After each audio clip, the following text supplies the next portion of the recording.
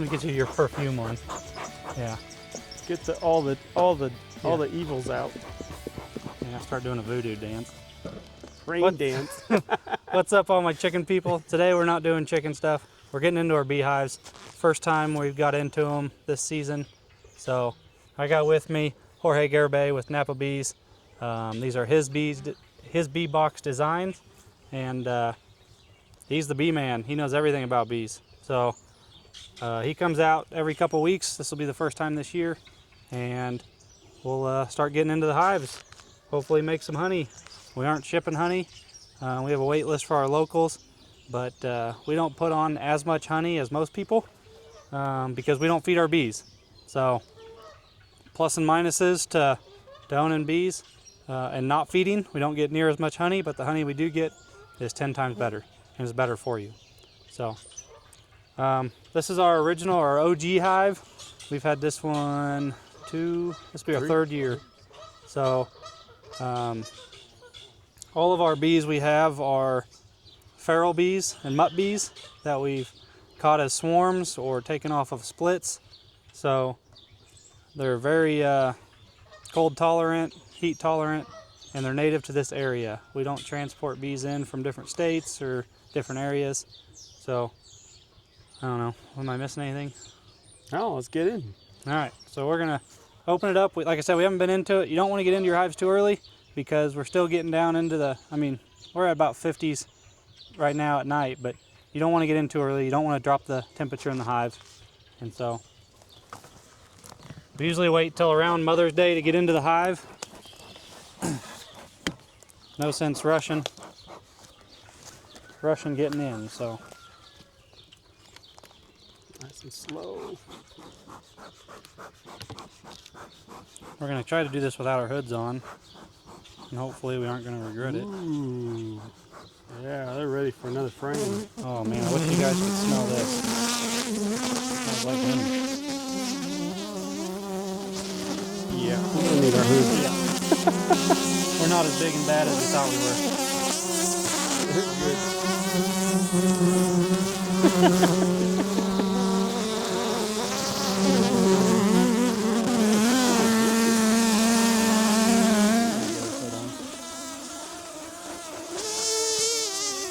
It looks good. At least the one.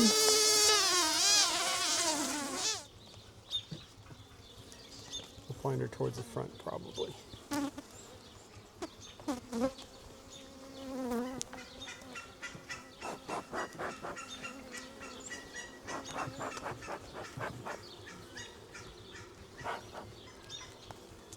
You see how they're at the very top? They're just about out of resources. Yeah. Most people feed their bees early spring before everything blooms, because that's when they run out of their resources. But since we don't feed, we leave them all the resources to get through the winter. That looks really good. A lot of capped brood in here. She's not on this side. Yeah. I've been watching the last few days, and they've been bringing in the pollen. All the hen bits blooming, our fruit trees are blooming, dandelions, all of our flowers we planted. Wow. See, they haven't moved down into the second, but they're close.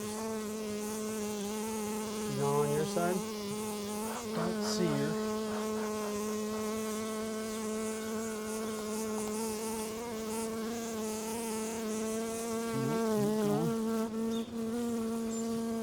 She's been busy.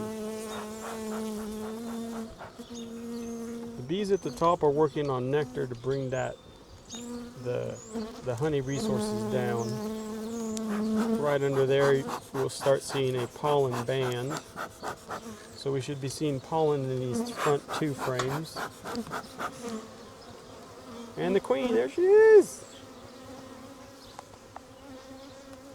We need to remark her.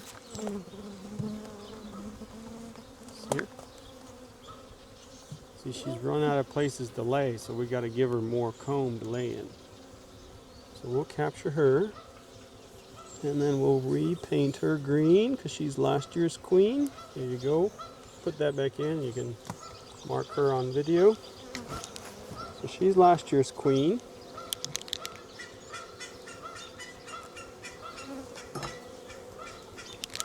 There's no drones yet, so we're not ready to split. So we're marking her so we know what year she is. Over the winter when they cluster up, they can rub it off of her since it's just water-based paint.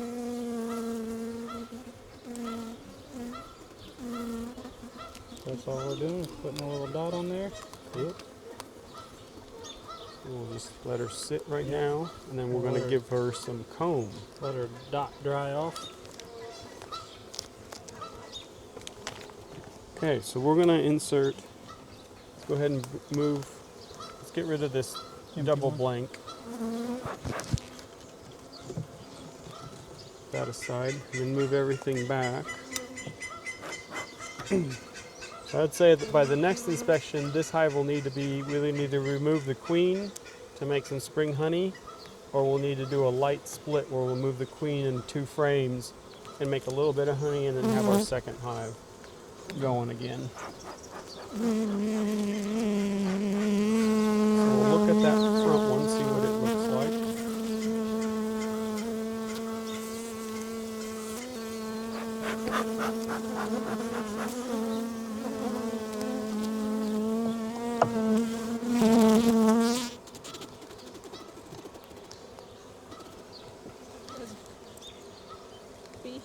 He's trying to sting. See, so this frame would be good to move back so she can run into it. That'll go down. So we're going to put this one in the front. Move back on her all too. This will be our front one. This is how the bees are comb. We don't use any plastic foundation. We just put a little bit of wax at the top. This is all worker bee comb. These are all female worker combs. They're not exactly perfect because some bees are a little bit bigger than another. This queen bee can lay many different races of bees, so they require different size cells. They all look uniform, but they're not. So that'll be our front frame.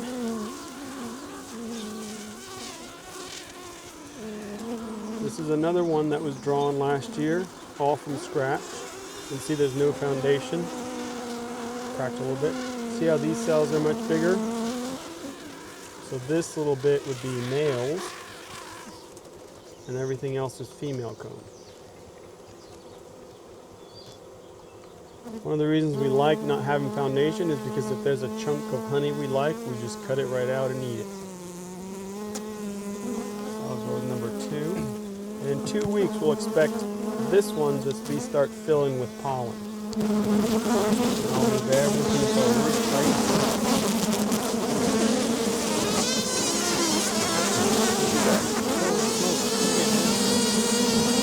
I don't know if you guys can hear me over all that.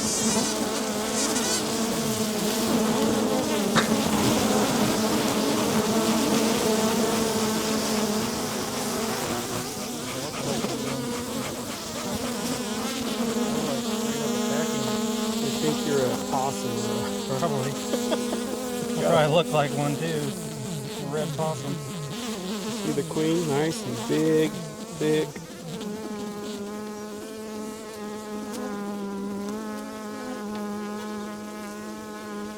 Okay.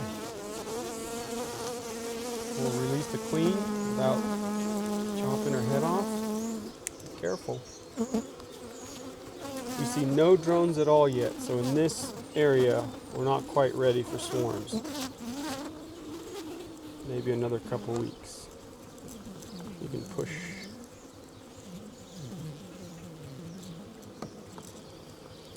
Oh, what was that?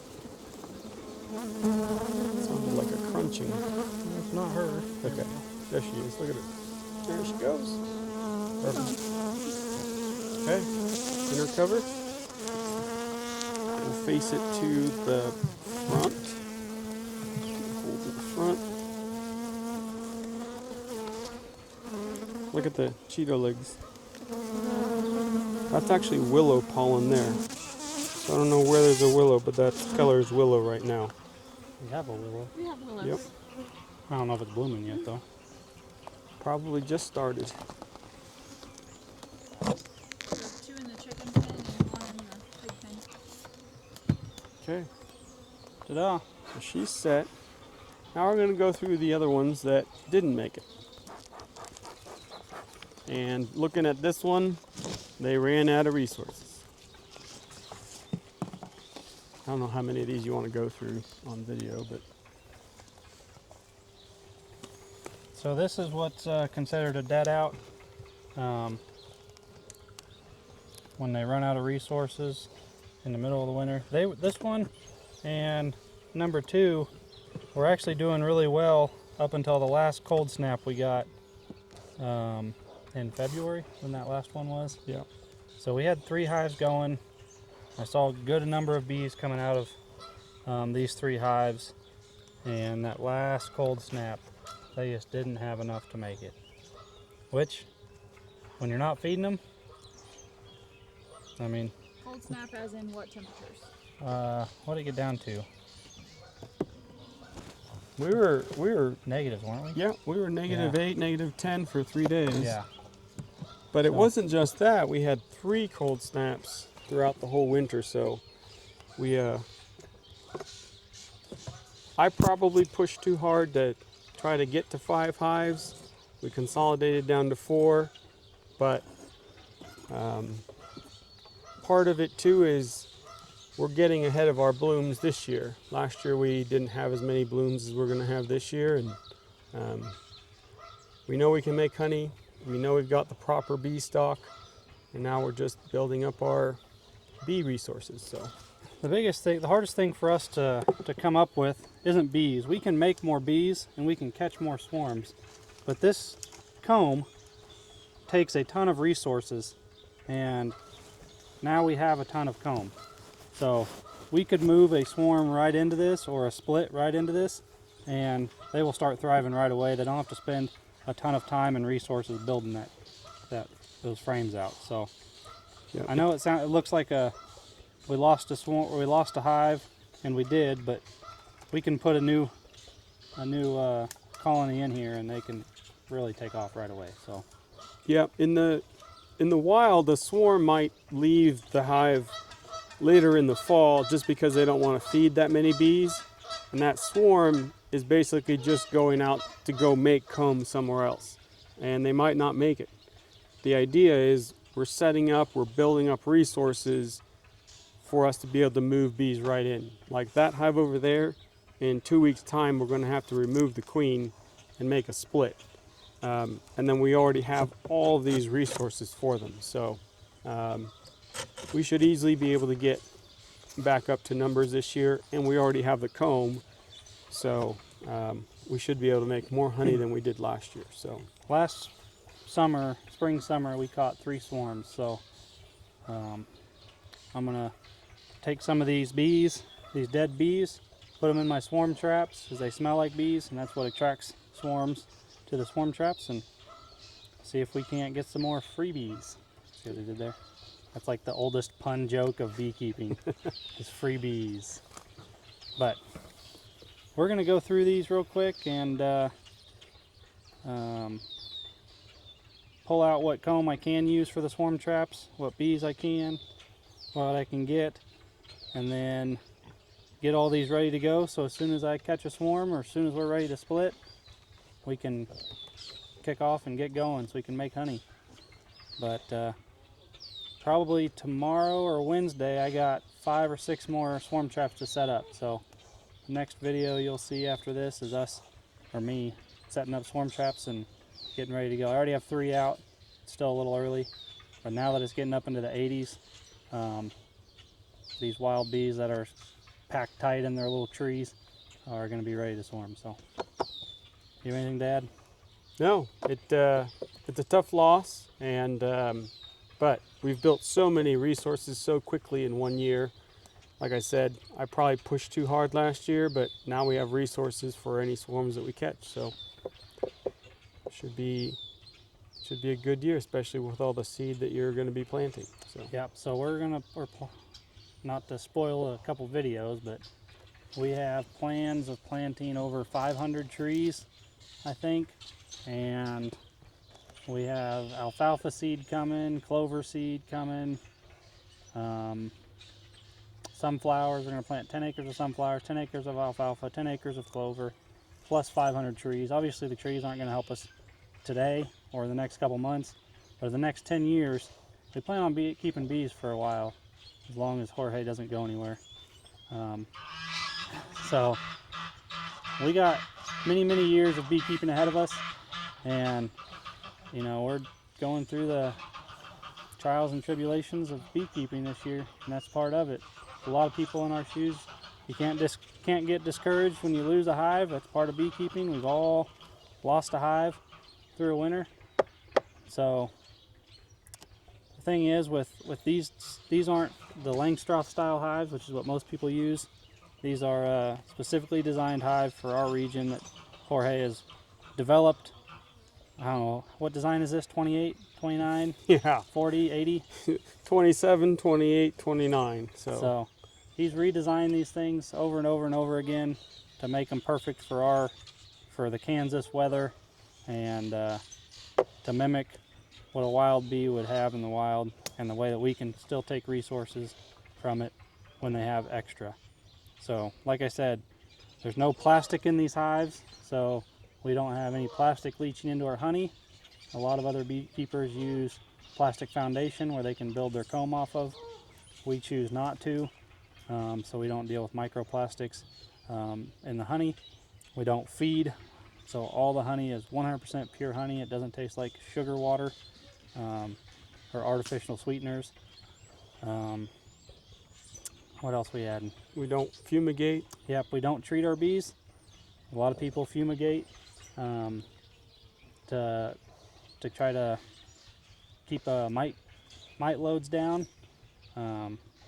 We practice removing queens to kind of counteract that. So this honey's as good as it gets, but we just don't get a bunch of it, which is fine. I'd rather sell a product that's quality and not quantity. So where can people find Napa Bees? You can find us on Facebook, Napa Bees Farm. That's about it. We don't have a website. We don't have a YouTube channel yet or anything like that. Yeah, I'm going to get them on YouTube.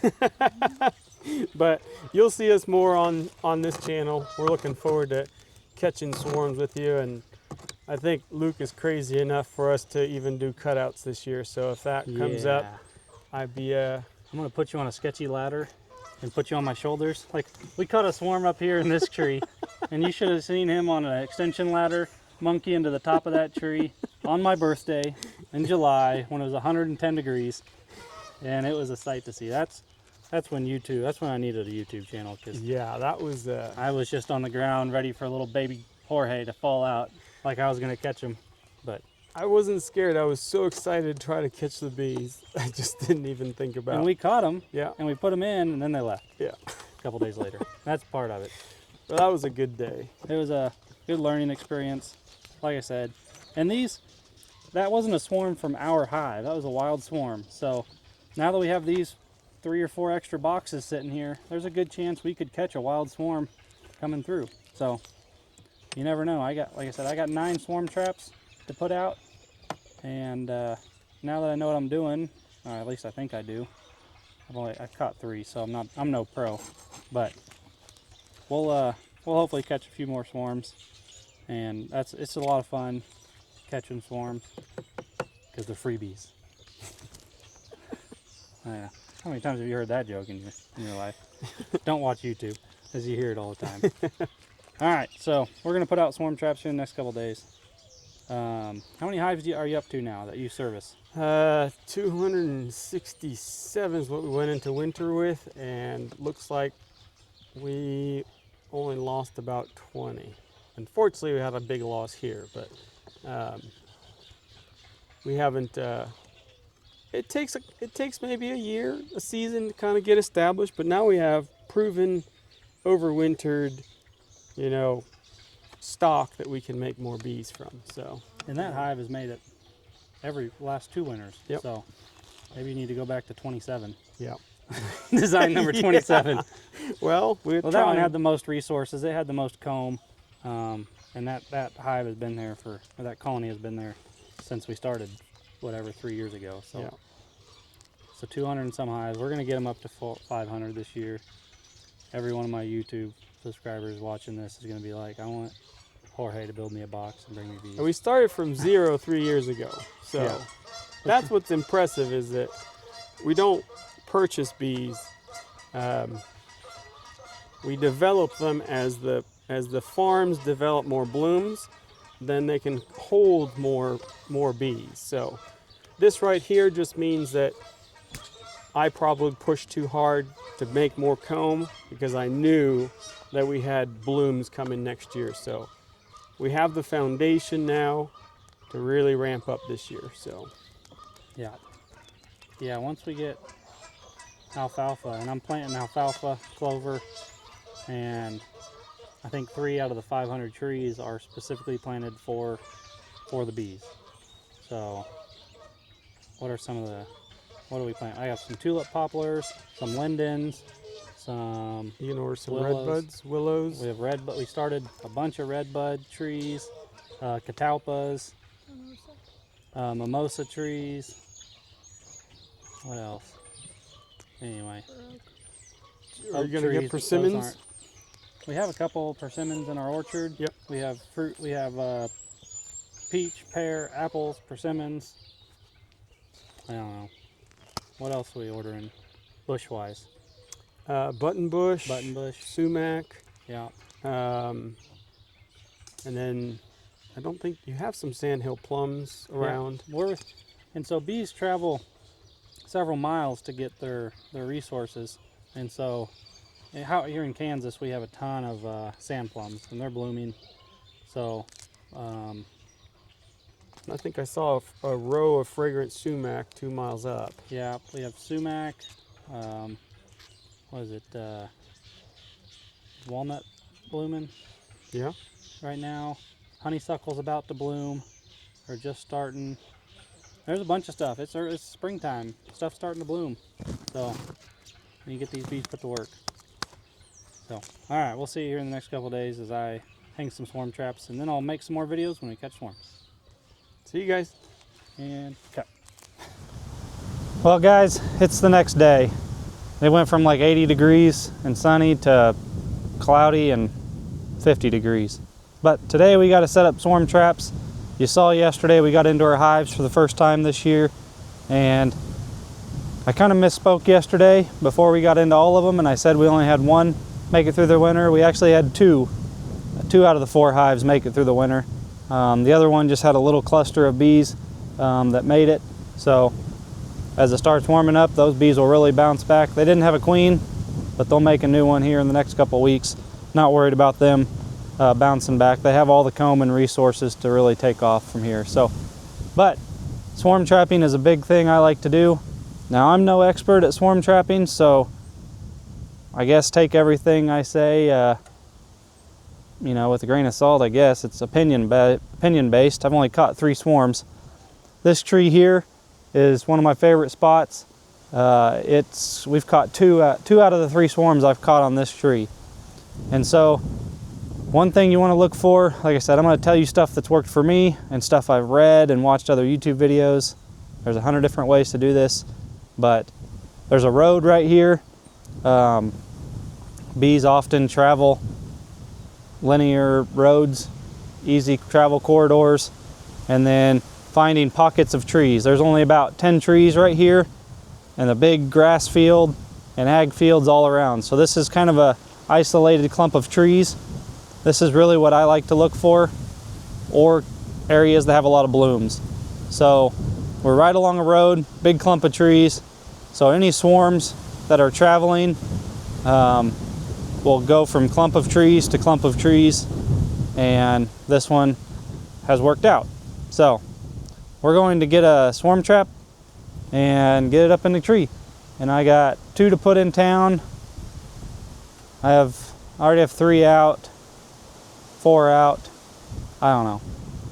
I got 1, 2, 3, 4. I got 5 traps in the back of my truck, so we'll see where we're gonna put them. But I'll just set them up, and like I said, you don't have to overcomplicate this. There's a lot of people that catch swarms in 5-gallon buckets with just wax on the inside. I built mine. Let me show you real quick. These are my swarm traps. I built them out of plywood, and there's YouTube videos on how to build these. Inside the swarm trap is 5 frames. They say that 40 inch, I think 40 cubic inch is the most sought after amount of space a swarm is looking for. Inside here is a old brood comb, which is the most important. And then there's several empty frames. So as soon as they get in here, they can go to work. I'm gonna move all the frames up to the front. I put some dead bees in here. I'm gonna spray a little bit of stuff called Swarm Commander. You can use lemongrass oil, but we're going to get this put up in the tree. They say 15 to 20 foot up is ideal. You can catch them on the ground. Like I said, there's 1,000 different ways to do this. This tree just works to where I can put it up a little bit higher. So, all right, here we go.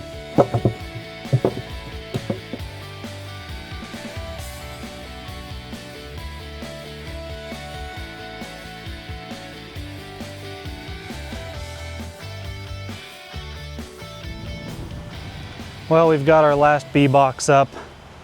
As you can see, that one's about 10 feet off the ground. But we're in town now. I've got 2 in town, several outside of town. I have 1 more I need to figure out where I want to put up, but I'm sure I'll find a place, probably out in the country.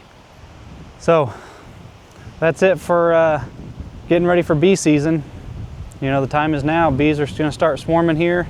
We get these temperatures up in the 80s, they're going to get crowded and start swarming. So things are blooming. I like this location. I haven't caught anything here yet, but we're surrounded by honey locusts. I don't know if you can see or not, but honey locust is blooming. There's all sorts of this stuff, but yep, got that box up. But that's it for this video. Thanks for watching. You know the drill. We love you guys. Make sure you subscribe. We got more bee content coming, and hopefully we catch a swarm. Hopefully, at some point, we'll be able to hook you guys up, be able to ship good, non-sugar syrup fed bees, honey, straight to you guys. But that's in the works. We got a little time before we get to that point. We need to take care of our locals first. But if you got any other questions, comment down below. We love hearing from you guys. We love doing this. This channel's growing. We're here to educate, and we're trying to do our best at it. So thanks for watching. Again, we love you guys. We'll see you next time. Don't haggle with your egg supplier or your honey supplier. But yeah, we'll see you guys.